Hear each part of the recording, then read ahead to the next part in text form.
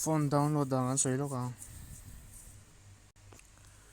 volume palo apula afula ka trong zoi deuh thina nge BASSY Basi font download dan chu heta hianin emi hi khan kha kan click anga asira an download ti lo mi he zoom vekher pa na in click thei chuan a than kan click a detail open ka met lo moi lo tinga open ka meta extract file chuan folder kha in file kha folder kha in siam ma support nga zon ol nan Alightmotion ti pon siam mo la poi lo in hol sam thei dan jur khan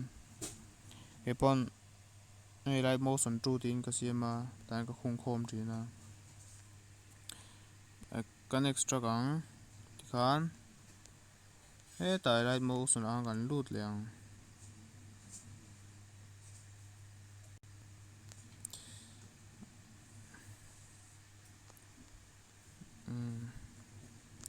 chuan helai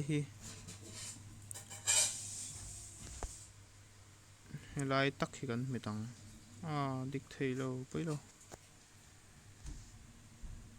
chuan view all font ti khan lai tlang sir emi hi lai mi hi kan click a chuan import font a hnuai ber he ti khan Alightmotion tru an lut la hei BASSY lo omang chuan ti khan hei import hengawi ti hi pon theia imported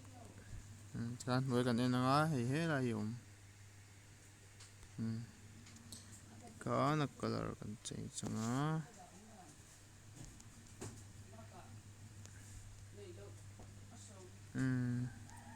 hei an al riau sin ka khani mai chuan Alightmotion download dan ka ti ka tuma phone Alightmotion ka nei to wang khan ka install thui lawa